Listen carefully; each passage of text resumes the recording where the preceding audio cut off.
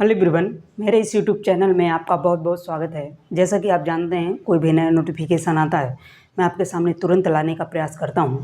आज देखिए, ये जो रेलवे की तरफ से अप्रेंटिसशिप में ये नोटिफिकेशन आ चुका है।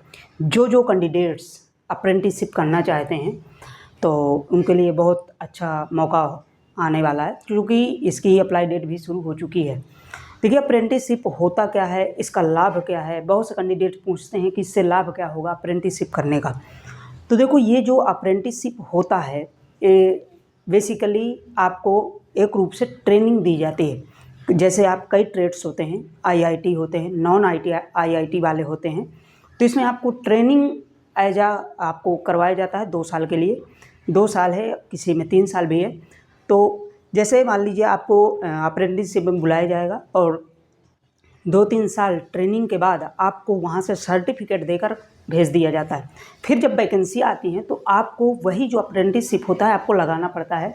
तो आपके लिए रिलैक्सेशन होता है। रिलैक्सेशन का मतलब, जैसे मान लीजिए कोई अप्रेंटिसशिप नहीं किया है, यदि उसका सिलेक्शन 100 में 75 नंबर पे हो रहा है तो आपको मैं बता दूं कि लगभग 40 या 50 नंबर पे आपका सिलेक्शन होगा।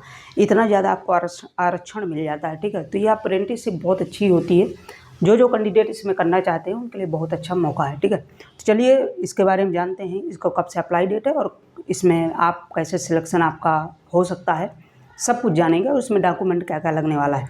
यदि इस चैनल में फर्स्ट टाइम है तो चैनल को सब्सक्राइब करना, साथ में बेल आइकन को भी ऑन कर देना, ताकि आप तक कोई भी नया नोटिफिकेशन आता है तो पहुँच सके। ठीक है, चलिए बात करते हैं। तो देखिए, रेलवे ICF चेन्नई अप्रेंटिसशिप 2024 के नोटिफिकेशन है।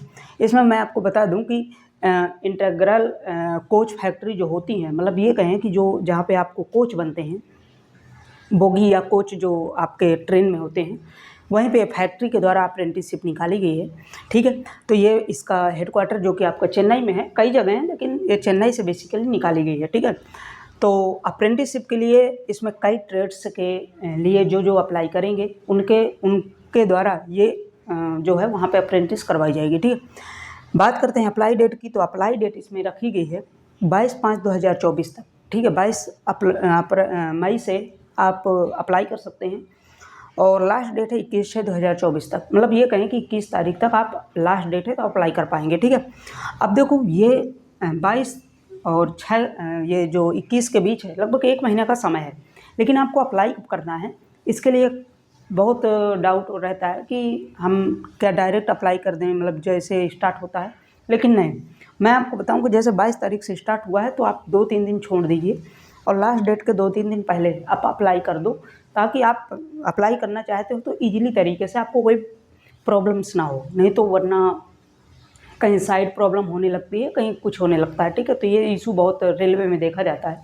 ठीक है, अब देखो, इसमें अप्लाई तो है, मतलब ये कहें कि जो है 22 और 21 के बीच में अप्लाई डेट तो है, लेकिन हमें जैसे अपडेट कुछ मालूम पड़ता है। जैसे मान लीजिए 22 तारीख है और 22 तारीख से स्टार्ट हो गई, यदि कुछ साइड में अपडेट देना होता है कोई साइडों में, तो आपको 2-3 दिन बाद अप्लाई करिए, ताकि आपके पास अपडेट कोई आती है तो पहुँच जाती है। ठीक है, फीस की बात करते हैं तो फीस जनरल OBC EWS की 100 रुपये रखी गई है। SC ST के लिए 0 रुपये है और फीमेल के लिए, कोई भी फीमेल हैं जो भी हमारी सिस्टर्स हैं उनके लिए 0 रुपये है।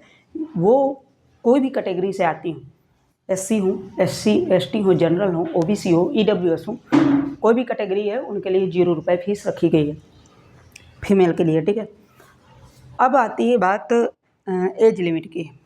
तो एज लिमिट इसमें आपको बहुत ज़्यादा रखी गई है। देखो, 15 साल से 24 साल तक, ये कहें कि एज काफ़ी ज़्यादा है। 15 साल लगभग 15 ईयर आप 10th में भी होते हैं।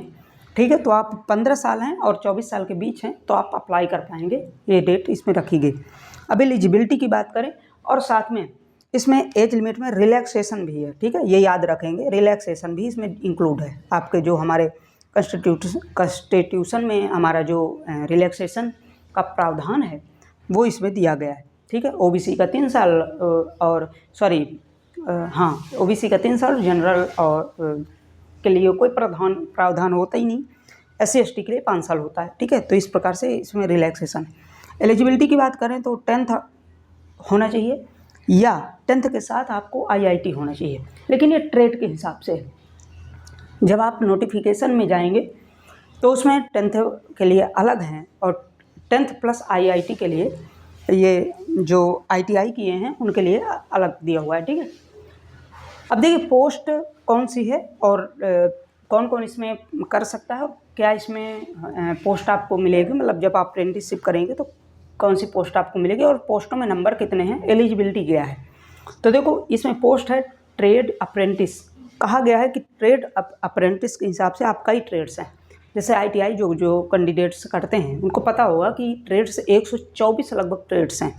लेकिन सभी ट्रेड्स तो रेलवे निकालती नहीं, कुछ चुने हुए ट्रेड्स से ही निकालती है रेलवे, जिसमें टोटल इसे 9 ट्रेड्स इसने निकाला है, ठीक है। 9 ट्रेड्स इसमें कहा गया है कि 9 ट्रेड्स हैं, जिसमें जो फ्रेशर हैं, फ्रेशर का मतलब है जो नॉन ITI हैं, जो फ्रेशर में हैं, तो 330 पोस्ट उनके लिए।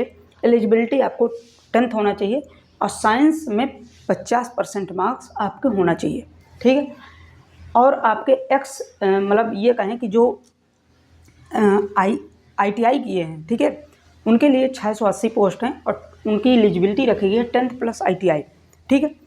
टोटल ट्रेड्स इसमें 9 ट्रेड्स हैं, 9 ट्रेड्स में आप भर पाएंगे, तो काफ़ी ज़्यादा ट्रेड्स हैं लगभग, ठीक है। उसमें इलेक्ट्रीशियन भी है, फिल्टर भी है, पेंटर भी है, सब इस प्रकार से ट्रेड्स 9 ट्रेड्स दिए गए हैं, मैं आपको बता दी।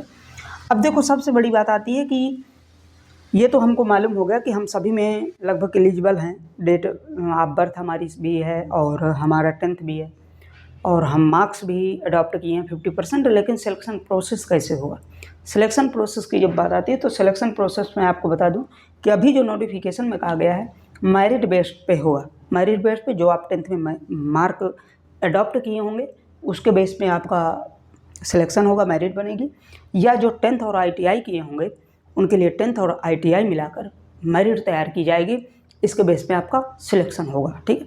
तो आप यदि ITI हैं और 10th भी हैं तो आप भर सकते हैं। मात्र 100 रुपये है जनरल OBC EWS के बॉयज़ के लिए, फीमेल के लिए कोई फीस नहीं रखी गई। तो इस प्रकार से आप भरेंगे और साथ में इसमें कोई भी अगर पॉइंट में आपको डाउट लगता है तो आप कमेंट सेक्शन में बताइएगा। बाकी सही से अगर इसमें कोई भी अपडेट आता है तो मैं आप तक तुरंत पहुंचाने का प्रयास करूंगा, ठीक है।